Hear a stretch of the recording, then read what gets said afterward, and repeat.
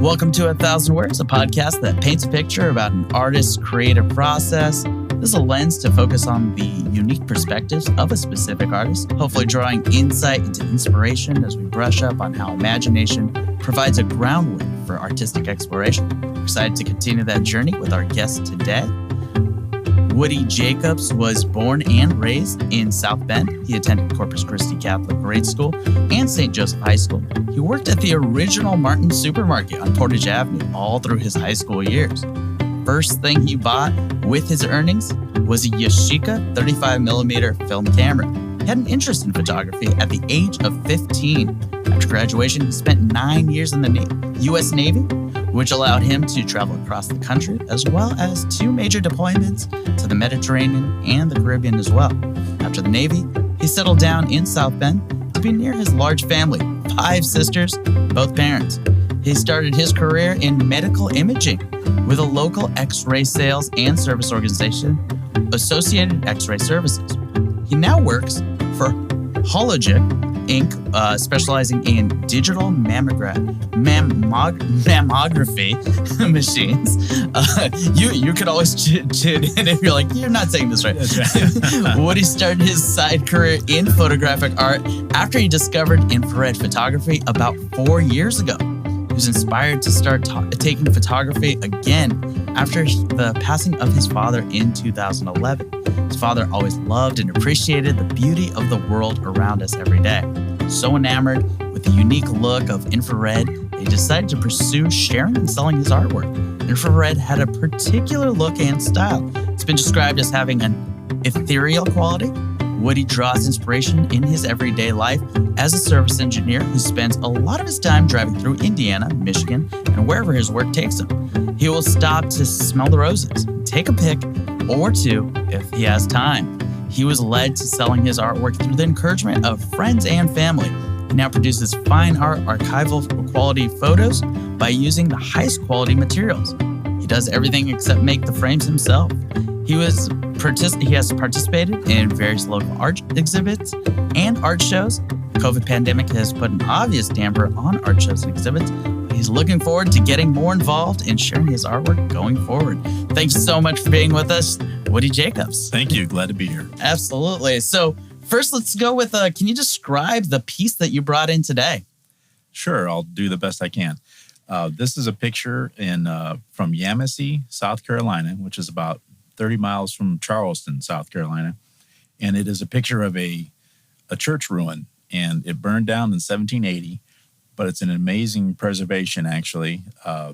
This is a picture showing primarily the columns that would have supported the front portico of the church and the archways in the church. And it's surrounded by trees. This is the sun was setting at that time, so the trees behind the church are well lit and illuminated, and they really show the infrared look, which has a bit of a diffused look. Reflection from the leaves. Living plants will reflect infrared light. That's the unique thing about infrared is chlorophyll will reflect it, and you get a softness from that. At the same time, things that don't reflect infrared light can create a high degree of detail. So you get it's a kind of a different look. And I've heard it described as ethereal. I think so too. Mm-hmm. And seeing that infrared look is what really drove me to think I had something kind of unique here, and I love it. I do other work. I do macro and long exposure, but infrared is my go-to spot. And so this look has kind of a dreamy effect to it. I printed it on watercolor paper, which is a little more painterly, gives a little softer look, but it's just one of my favorite pictures. And I always make sure I have one printed and framed up for the art shows because I usually sell that one. But so do you want me to go further into what behind this picture? Yeah, I'd love to know the context behind it. Sure. So this is a special meaning to me because I do have 2 children. They're both fantastic. I have a daughter who's studying for a master's degree in biostats in Tulane and New Orleans. And my son is a sophomore at Western Kentucky in Bowling Green, Kentucky. And so this was one of our summer trips he and I were able to take. And I always go to Charleston about once a year. I served there 6 years while I was in the Navy. Love Charleston. And so we always make a trip down there. I've got a buddy who's still there, and we stay with him, and it's just a great opportunity. And so that day, though, and that trip actually was in June, but it was extremely rainy. And for infrared to work, you need bright sunlight. Okay. Overcast just softens, it deadens the effect. You don't get that radiance off the leaves. So that day it was cloudy and rainy all day, and we looked at the forecast and it looked like it was going to brighten up a bit. So we had actually intended to go to another church ruin called St. Helena.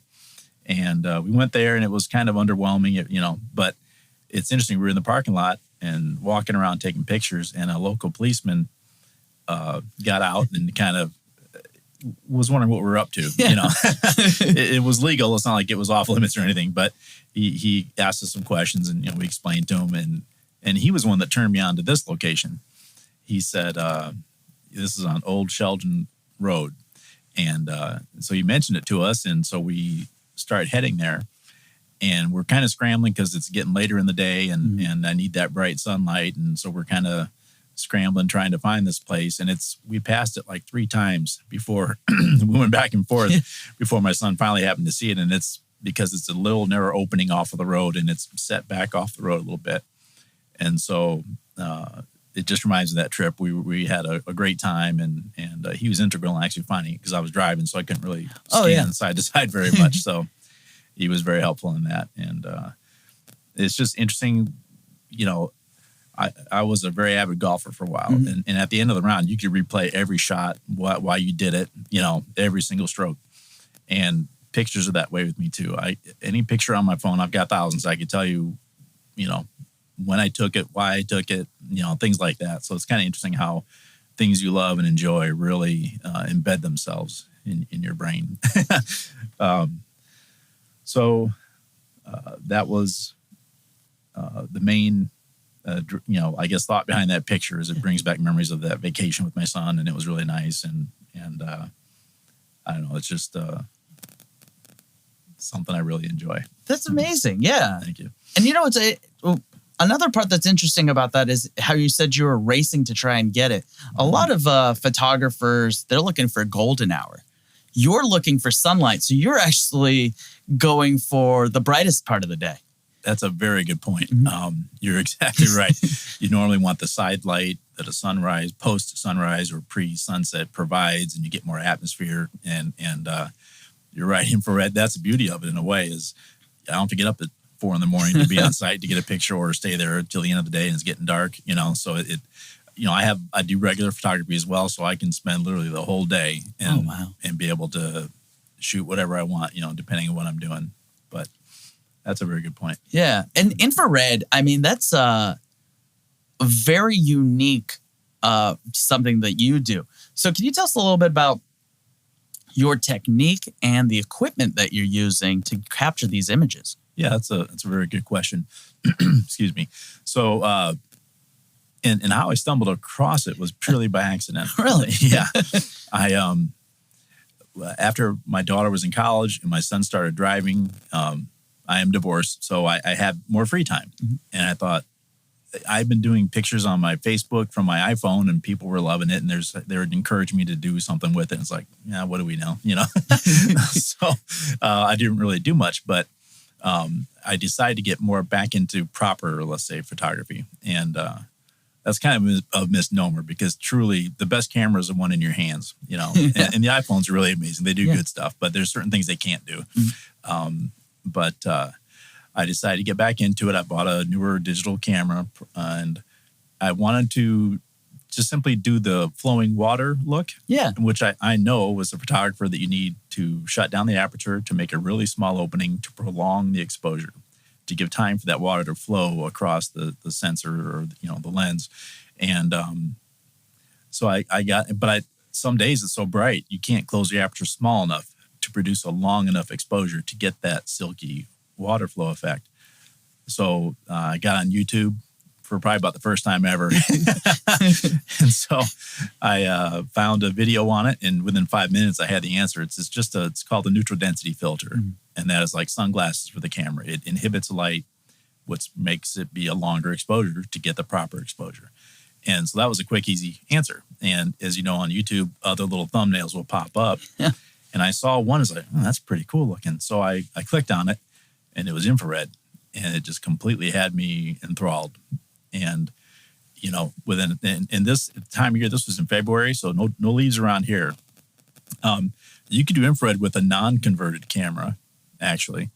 If you buy a filter that blocks visible light and passes infrared light, you can capture the image. The downside of that is you need to have a tripod. You've got to focus before you do your shot, because it's, you know, the focusing systems operate on visible light. You take that away, it's going to hunt and it won't focus. So you have to focus before you put the filter on, shut off automatic focus, put the filter back on, and be ready for a very long exposure, because the cameras are designed to block infrared.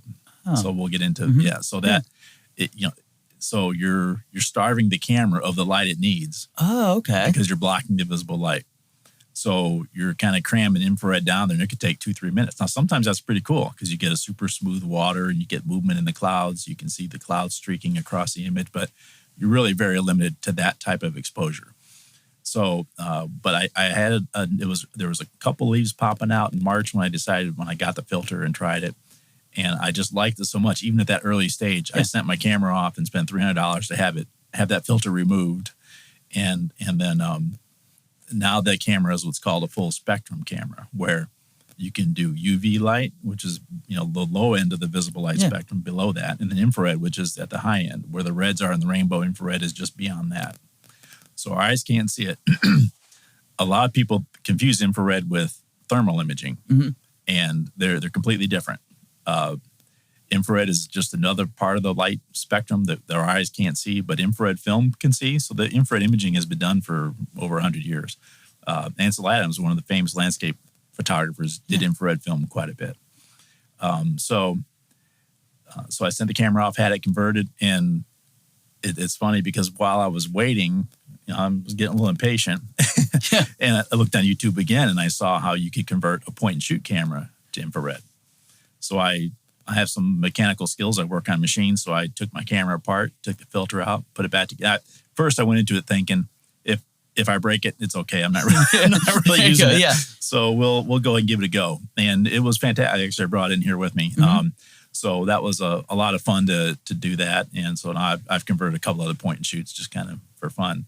But that's really the special. You need filters, and there's different types of filters you can get, different strengths of filters. The classic infrared filter is called a 720, which refers to the nanometer wavelength, which is kind of in the middle of the infrared spectrum. And that will produce a nearly black and white image on your camera. The filter I prefer to use is called a 590, which is closer to the visible spectrum, so you get some visible light in the images. And that allows you to do interesting things in processing, like create a faux color image, and you can, you know, play with the color of the leaves and things like that. Or you can still have the option to go to black and white and create the classic infrared look, which was like black and white film. So beyond that, you need to have some, and these are all things I've learned, and YouTube is a great educator. It's amazing. Yeah. I've learned editing techniques and things like that. And then the whole other level that I had to get into quickly and learn was printing. And it's not as simple as hitting, you know, Control P. There's a lot of things to go along with that. But I right away was kind of discovered at the Wellfield Botanic Garden in Elkhart, which is a fantastic place. I'd recommend anybody going there. It's really a beautiful spot. And with infrared, anytime you can get trees and water and sky and clouds, it really creates a nice image. And that place has all of it. And it's got interesting features, and it's a really great place. But I was taking pictures there one day, just as I was starting to get the idea of maybe trying to sell my images. Yeah. And there's a patron who's taking a walk, and really nice guy. And so we're talking, and he thought, wow, this is pretty cool. Yeah. You know, he said, you might have something here. And he said, you should look into doing the Taste of the Garden. I didn't know what that was. It was my first day at the park. And he said it's in August, they do a festival where they have food trucks and they have art exhibitors, and it's a really cool thing. So he said, check with this lady at the counter when you leave, and she can fill you in. So am I getting too far afield here? No. Okay. So I was on the way out and I stopped by and talked to her. Yeah. And she really thought they were really cool. And she said, you should talk to a friend of mine. And she said, he's a art dealer here in town. And so I thought, sure. So she called him up and he said, yeah, send me some images and I'll, see what we can do. And in the meantime, the manager of the gift shop saw what I was doing. Wow. and like a week later, they bought 100 pictures for $1,000. And I had my first sale, and I hadn't even really printed anything yet. I hadn't got, so I learned very quickly, and was able to produce the images. And I got the nice cardboard backing and the sleeves to put them in. So they're selling them in the gift shop now. But then the art dealer did look at my images, and he thought it was really cool. He said, "Yeah, I'll sell your work." So then I had to get into, at that time I didn't have a full-blown big professional printer, which was quite expensive. But so I had sent work out to be put on canvas and metal, different things, different media. And he was, Steve Gruber is his name. He ran Arts on Main Street. It's a gallery in downtown Elkhart. Mm-hmm. And he was super helpful and friendly. He's very plugged into the art community, as you can imagine. And I had no idea how to price things. And, it was all new to me. And he was very helpful in helping to learn that side of it. And so I've had a lot of help from a lot of people along the way. And it's interesting for me because I'm an extremely technical person with my job and my general temperament, I would say. But to be involved in the art community is a really different and fun thing for me to do. And I'm, everybody's super nice. And I've done art or the For the Love of Art, which is where I met you. Mm-hmm. And I've done that. I did that my first year back in 2019. Then 2020, my work situation changed where I was much more busy and couldn't participate. Then COVID hit. Yeah. So this spring was my first time back at it for a while. And it is a lot of work preparing for that, because since then I bought a high-end professional printer. And I produce archival quality prints, which most people don't know what that means, but what it means is you use pigment-based inks that are guaranteed to last for 200 to 300 years. Oh, wow. With proper lighting conditions. Mm-hmm.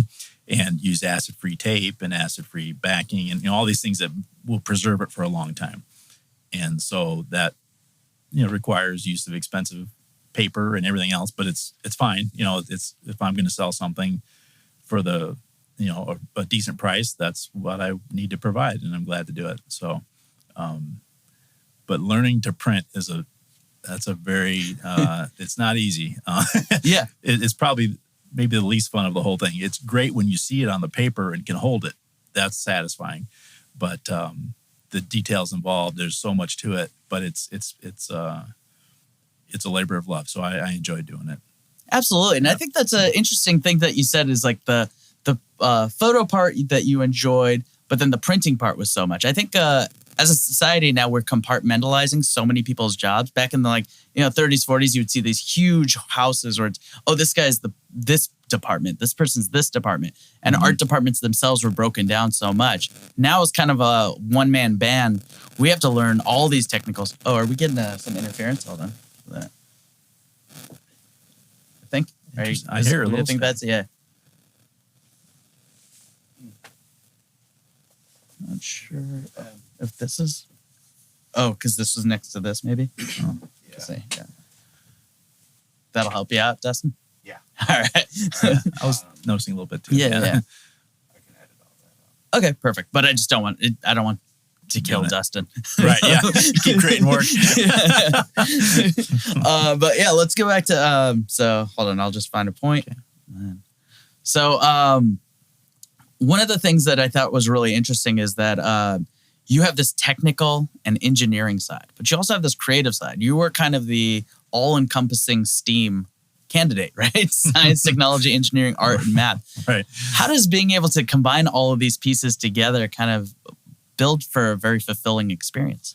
Well, you said the right word, fulfilling. It is. I've never thought of myself as a creative person, and it's discovering something that I didn't really know was there. I guess it was, I had inklings of it. Like I said, when I was 15, I bought a camera right away. I took horrible pictures, It's like anything you have to learn, But some of the interesting aspects are that I've taken some of my best pictures with an iPhone. Mhm. you know. And so like that saying I said, it's the camera in your hand is the best one. And granted, I can produce a better picture if I have the proper camera, but I can still create compelling images just by using what I have available and using my, I guess my eye, you know, Yeah. that can create, you know, the simple thing I would tell anybody who wants to take maybe more interesting pictures, one of which is try to avoid doing the standard picture, like standing upright, taking the regular shot. If you get low or you can get high, those different angles create different perspectives that are oftentimes interesting. The other simple thing is basic. It's called the rule of thirds. It's a standard Canon in the not Canon camera, but Canon, like Dogma. That is not always the case, but oftentimes is, and that's simply dividing your image into thirds in the left to right, in the up and down plane, and putting your subject on one of those lines. Now, sometimes the subject, if it's a real simple image, can be dead in the center. That may be desirable, but oftentimes you want to have your subject off either side or top to bottom. Like a good example would be for at the beach, and it's a beautiful sunset. You know, don't put the horizon line in the middle of the image because your attention is divided equally, and you can't. It's not comfortable to look at. So the standard thing there would be if you have a beautiful clouds, beautiful sky, put the horizon line on the bottom third, so you're include more of what's beautiful, include more of the sky. Yeah. If you have a boring sky but an interesting foreground, rocks, pebbles, sand, whatever it is, put the horizon line on the top third, and you can include more of that. So those are just two real simple things that will help anybody, I think, take better images.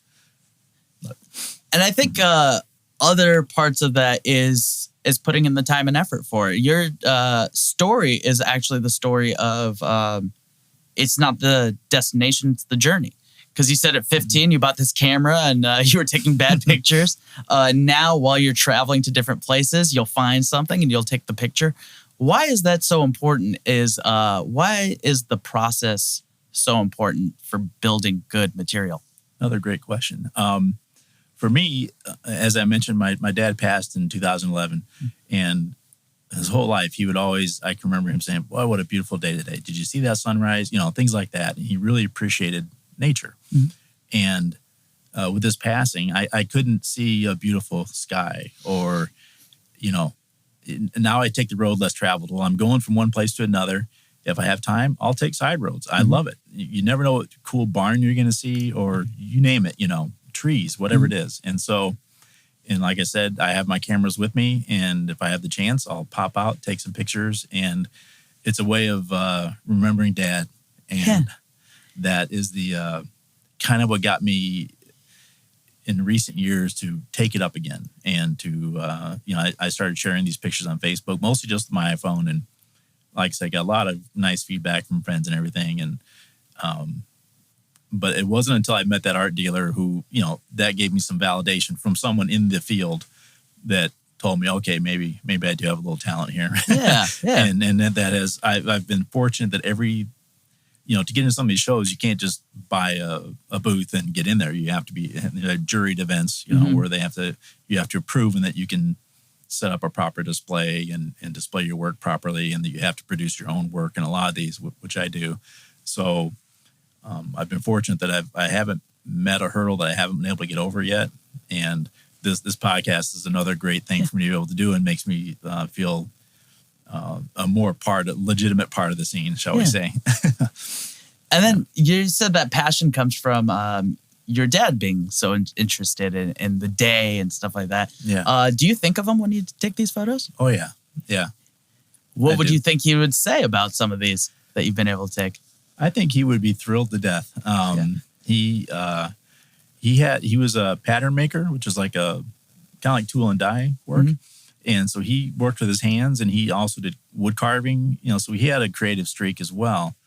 And I must have picked that up from him. But yeah, he did some really cool stuff. He and some friends of his, they made a scaled down size of a Civil War cannon. And so they made the mold, and they took it to the foundry. I have one of those in my house. It's really cool. It's about 2.5 feet long, and they made the authentic wooden stock that it sits in. And so he had some of the same things. So I think he would be thrilled that I've have that bit of creativity in me, and that I'm being, I'm not trying to brag, but I've been successful. I've having acceptance, and people seem, the biggest thrill is selling a picture is nice, but honestly, I get a kick out of people wanting to have my picture in their home. Yeah. That's a neat feeling. And that's kind of one of the driving things. It's interesting because a lot of times, if art is displayed even on a billboard or in a gallery, people go to see it. Mm-hmm. But then you're invited into somebody's home. And I think there's a much more intimate experience that way. You're right. And that's, the art shows are, as I said, they're a lot of work because you've got to plan what you're going to print. You got to print it up. You got to mat it, frame it, do all those things. And then you got to transport it, rent a van, transport it to the show, set it up. And the actual show is the fun part, where you're interacting with people. And it's so interesting. So many people I talk to, whether they buy anything or not, doesn't matter. But they relay stories and they tell me, well, here's a place, I get ideas of where to go. Because they say, oh, yeah, this is a really cool place. It would look good if you did this here, So it's a way of connecting with people. And that is the interacting with people is the fun part, And it's nice to sell pictures, but it's more of a thrill to know they're going to take it home and enjoy it. And that's pretty neat. I think that's an amazing part of the community. It's Newton's law, an object in motion stays in motion.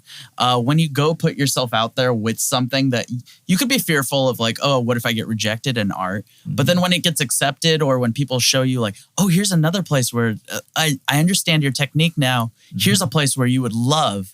I think it's the same as, in your head, I was always like, I should start this podcast. And I was like, And then as soon as you start it, you're like, oh, I get to meet all these interesting people and we get to have these great conversations. Yeah. So I think it's really nice to be able to not only take those moments where you get to enjoy nature, but you also get to share nature with the community. And then they get to have stuff blossom out of that where you start getting more. Yeah. I agree. It's a self-fulfilling I won't say prophecy, but it just, the more you do it, the better it gets, and it's, I'd like to try to start doing more shows, but, with everyday life, it, like I said, it does take a lot of prep and it costs, you're printing up all these pictures that may or may not sell. And, but so far it's been well worth the effort, and I'm actually in the process of buying an even bigger printer. Oh, nice. Yeah. The one I have now, I can print 17 inches wide by 22 inches long, which is a pretty good sized print. But the one I'm looking at now is 44 inches wide. So with that, I can start. What if I need to go really big for somebody? I have to send it out to usually you do canvas because it's lighter and easier to hang and stuff like that. So I have to send that work out, which it's difficult because they don't always print it. Their printers are calibrated a certain way. So you may or may not get what you really want. Most of the services are pretty good. If there's something really off, I can make an adjustment and they'll send another one out. But I want to control every bit of the process that I can. Yeah. So with a 44-inch wide printer, I can print up to a 40-inch wide image. You need a couple inches of border on to mount it. And it's roll paper, so I could go as long as I need to. So I'm looking forward to getting that. And then you have a very unique technique. And so you're kind of building from the ground up. Why is it so... how does that affect, like you were saying, with the camera, it's built to go away from infrared. How do you have to kind of reverse engineer or re-engineer products to make it work for what you're trying to get? That's a good question. Interesting. The digital sensors in the cameras are actually, the infrared light range is actually broader than the visible light spectrum. The visible light is like 400 to 700 nanometer wavelength. All the colors we see are within that band. Infrared goes like from 700, actually kind of around 600. It creeps in around 600, but basically 700 up to like 1400. So it's actually a broader spectrum. And the digital cameras are quite good at capturing that spectrum. So the manufacturers, when they build the cameras, they put, it's called a hot mirror filter, which blocks UV light below the visible light spectrum and infrared. And the thing is, infrared, if you don't block it, it will creep into your visible light images and will cause a funny color skew. So they put that in to block it intentionally. So to fix that, you either have to, like I said, don't convert it and put a filter and take forever to get the exposure because you're blocking all the light that can pass through it. The best way to do it is to have that filter removed. and there's services that will do it. Like I said, $250 to $300. You send your camera off, they'll remove that filter, and you get it back. And you can either have them install an infrared filter of your choosing. Now you're limited and stuck with whatever you put in there, basically. So you better really know that's what you want. So I wasn't sure. So I had it left. I didn't have them put a filter back in, an infrared filter. So I can change that by what filter I put on the lens. Or like I did with my point and shoot, I saw some YouTube videos and I was fearless. You know, I work on $500,000 machines, so I'm not afraid to play with a $150 camera. You know? So I just took it apart myself and just removed it. And then I put the infrared filter on the on the end of the lens. So that's, and then you do have to learn some editing techniques. Because infrared classically was black and white film. Mm-hmm. And I love black and white anyway. But the images when you take it on the camera have, you have a properly exposed image when the sky has kind of a copper tone color to it. Okay. And the leaves have a bluish green hue. And you need that tonal separation because when you edit the images, when you go to black and white, you've got to be able to select the color that the sky is in to adjust how dark or gray you want it. And then the foliage is the other component, which is in the blue-green color range. You can adjust it to make it as bright or as dark as you want.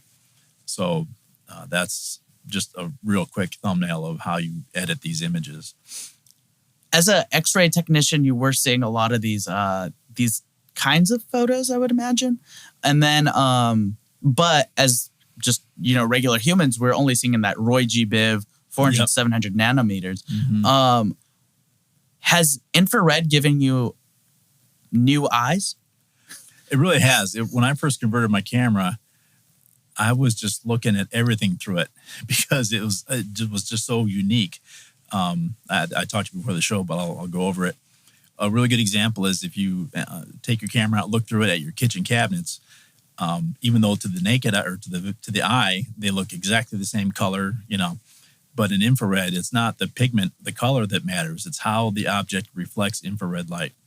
And most cabinets have the fascia of the door panel is like a birch or maple, and it reflects differently than oak, which is the base material of the cabinet. It's like the strong part.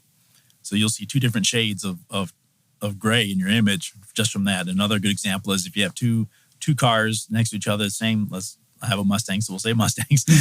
One could be red, one could be blue visually, but through the infrared camera, they're both gray. It's because it's how the paint reflects light, not the color of the paint.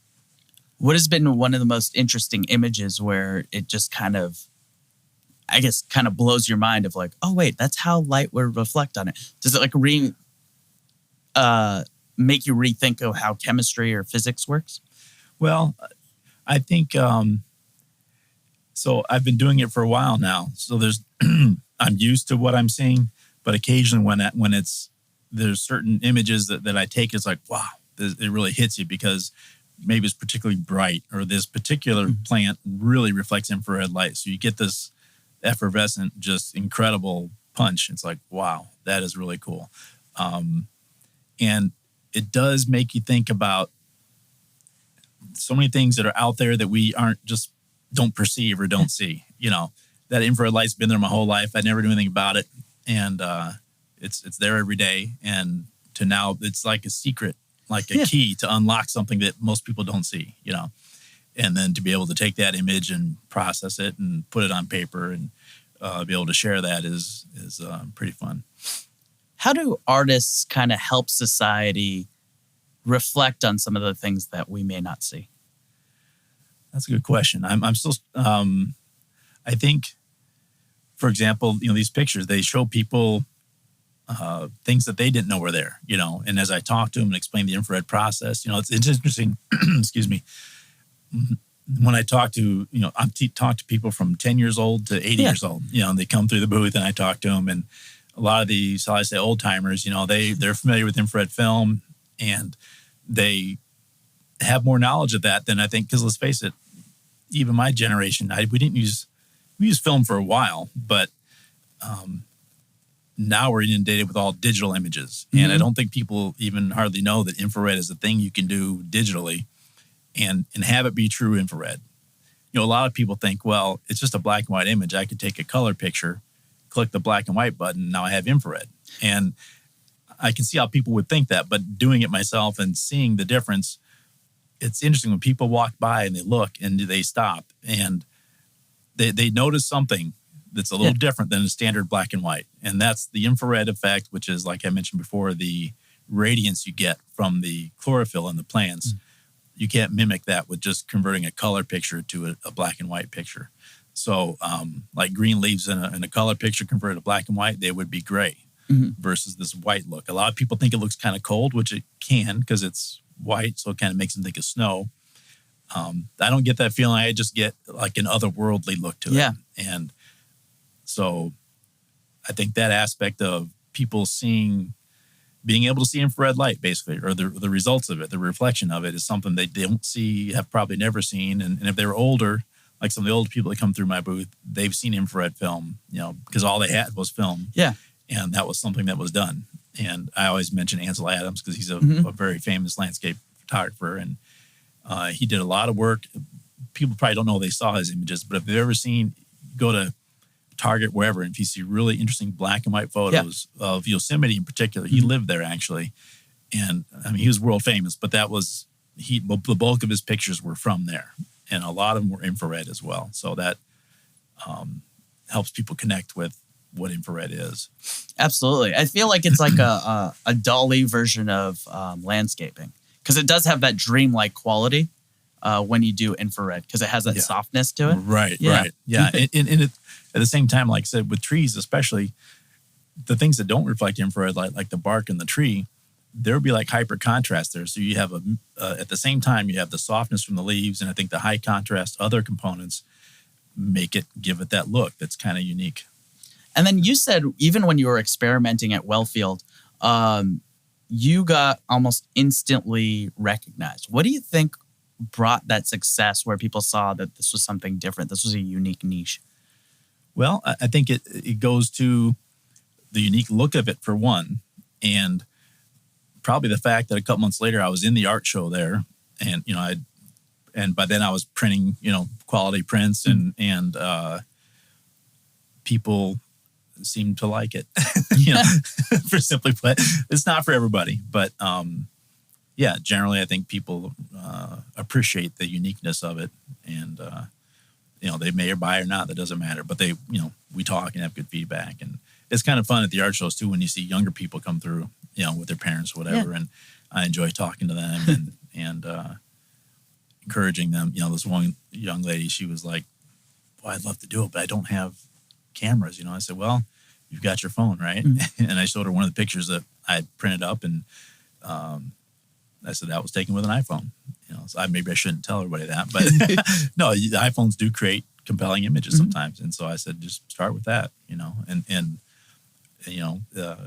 eBay, you can get a good digital camera fairly inexpensively still, and that's a great way to start. And I think that's a lot of times people get very nervous about, like, well, I mean, and maybe I shouldn't say that you could just get the same quality from a photo, right? But I mean, a pen and a paper are cheap. It's not everybody's writing a novel.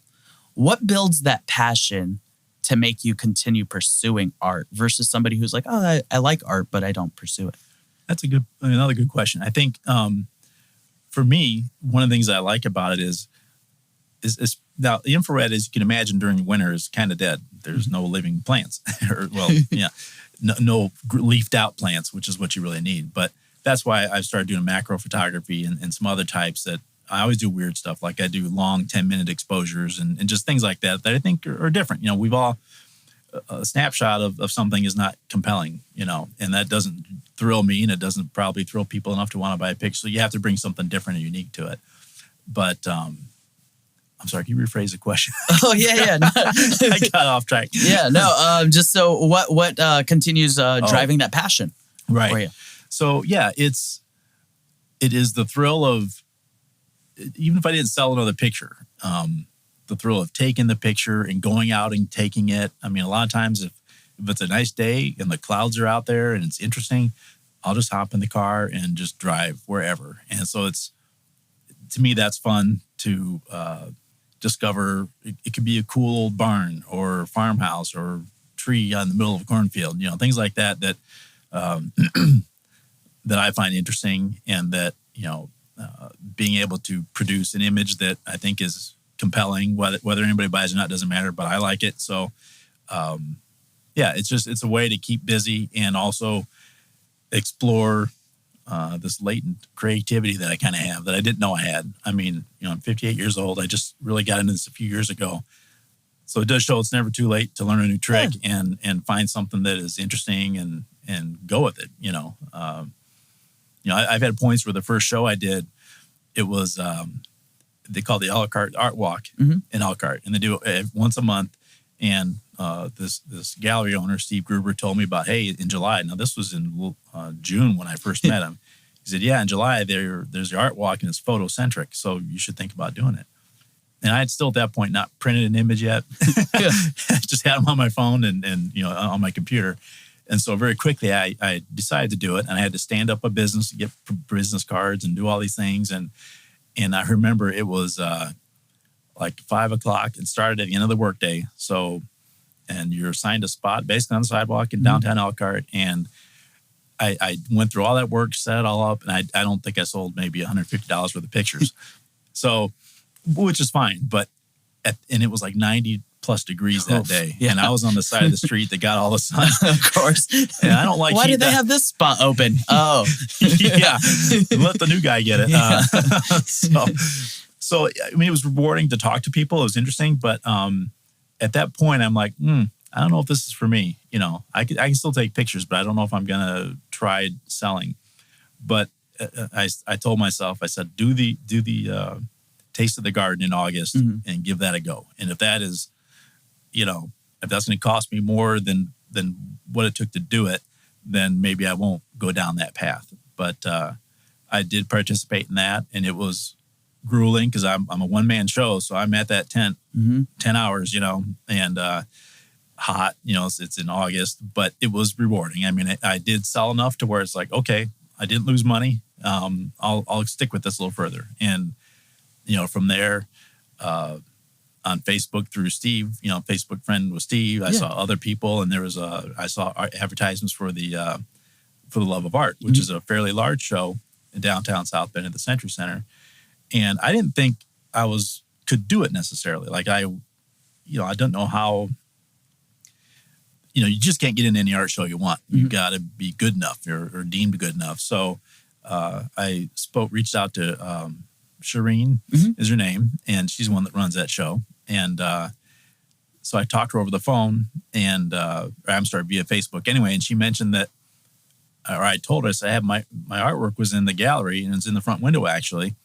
And she said, yeah, I saw it. And so she started asking me like, do you produce your own work? Do you what do you charge? Various things like that. And so I was able to be, she saw my work. And I was able to get into that show, which is kind of a little bit of a higher end show. And I actually had to bump up my prices a bit to be in the right range. And I don't know if I should say this now. I've still people that come through the show that are like in the field or know things. They're like, yeah, you're still underpriced, Oh, wow. But I'm not looking to get rich, and I'd rather sell 3 pictures at $100 a piece than none at $300, So I'm not trying to get rich off any picture. It's just, I don't know. I'm comfortable with what I charge. I make enough off of it to where it's worth my time and keeps me fueled and to keep going further with it. I think that's a huge piece. I mean, you had the luck of an art dealer to try and help you with that pricing. What advice did he give you for people who are up and coming and not really sure about it, especially when it's something you're passionate about? It's hard to price passion. That's a great question. And that's interesting because he and I, we never butted heads, but it's like I had trouble accepting his advice, which is, I had a small picture that I had framed, and I said, is like $35 too much to ask for that? And he said, you should double that. And I said, man, but this cost me this and this cost me this. And his point, which is accurate and valid, he said, in a nice way, he said, the problem with people like you is you do this because you love it. And all you're worried about are your costs. And he said, you have to look at this as if this was your only job. Mm-hmm. You also have to accept the fact that you're doing something that other people may not be able to do or haven't had the time to explore. I mean, anybody can do this if you spend the time and the effort and have the passion to pursue it. But so that helped me understand that you don't want to undervalue your work, and people will spend money for an image that they like, and not everyone's gonna like every image, but and I've been fortunate that I don't try to take a picture to suit anybody in particular. Yeah. I just take what I think looks good, and fortunately enough people agree with the way I look at things that I'm willing to, or I'm able to sell enough pictures to make this to keep going forward with it and try to share what I do. You did say that there is that part where it's like, well, not everybody can do it or they don't have the time to do it. So what do you think makes someone an artist? Boy, that's really hard to define. 10 years ago, if you told me I'd be doing this, I wouldn't have believed you, wouldn't even thought about it, So I think it's something you get sparked, that you find something that, first of all, you have to enjoy, and because you can't do it if you don't have that. And maybe be fortunate enough to have that align with what enough other people appreciate and enjoy, to where you can kind of make a business out of it, a little side business. And for me, I have a great job. It pays well. I love it. So I don't do this because I have to do it, for the money. But it's become a self-funding, pretty expensive hobby. Yeah. The new print I'm looking at is about $7,500. Oh wow. Okay. I just spent $4,000 on a new camera body last year, but like I said, fortunately, I've been making enough to where I can make these purchases, either pay for them outright from profits, or know that based on history, I'll make enough over the next 2 years to pay for it, So. And then you were talking about, there's technique, there's the rule of thirds, there's, making sure that the prettier part takes up most of that frame. But there is also an artistic quality. So how would you define creativity? That's a tough one. I think, I don't know that I can define it. But for me, I think it's getting out in nature and not necessarily having a plan in mind, but just finding things that, there's different, like if you have no good clouds in the sky, clouds add interest. And if it's a flat, clear blue sky, which before photography I loved, now not so much. But when you have to take what's given to you and go with that, so that you change maybe on a day like that, I'll put my infrared camera away and I'll break out my macro lens. And I've got a lot of pictures of Queen Anne's lace, which is a weed. But in macro, with what that produces, can be just an amazing picture, and when you edit it, and, I've gotten better with my editing skills. And so you take what's given to you and you try to create a compelling image out of that. There's a good example. Last spring, my daughter and I, she was home on break, and we went to Potato Creek State Park. And I had just gotten the macro lens, so I was kind of playing around with it. And I was taking a picture of this. It's like thistle, I believe it is. It's a purple, kind of like a weed, basically, but it's pretty. And it was in the morning, so there was dewdrops on it. So I'm testing the lens. I'm taking some pictures, and it wasn't until I got home, they had it on the computer on a large 27-inch screen. There was it couldn't have been more than a millimeter in length. An aphid, I think it was, a green little bug. And I didn't even see it till I got on the computer. And, through the quality of the camera and the lens, it was amazing to see. What struck me was the water droplets. I mean, we know water droplets can be small, but they were individual droplets on the antennae of this little bug. And it was just stunning to see. One of my favorite pictures is of a dandelion, with that macro up close and all the quality of the camera and the lens. And, it was just amazing to see all the filaments of every individual little seed that had all the little hairs coming off of it. I don't know. It looked kind of like a firework, So that's, the other fun thing, like I said, is doing long exposures, and it's interesting. If you were in a crowded, let's say a statue like at Washington, D.C., one of the big monuments, and you could put a very dark filter on there to create a very long exposure. And you could have hundreds of people walking in front of your lens. You won't see them as long as they're moving because they're not in one spot long enough over the course of a 10-minute exposure. If they're only there for 5 seconds, the camera's only collecting 5 seconds out of maybe 600 worth of light from that thing. But obviously the building or the statue that's stationary, you'll get the proper enough light to just expose that properly.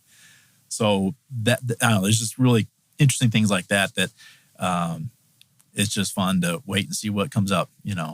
I've got a lot of good ones along the lake with lighthouses. And again, doing that long exposure I like because it kind of smooths out the waves and the clouds that streak across the screen.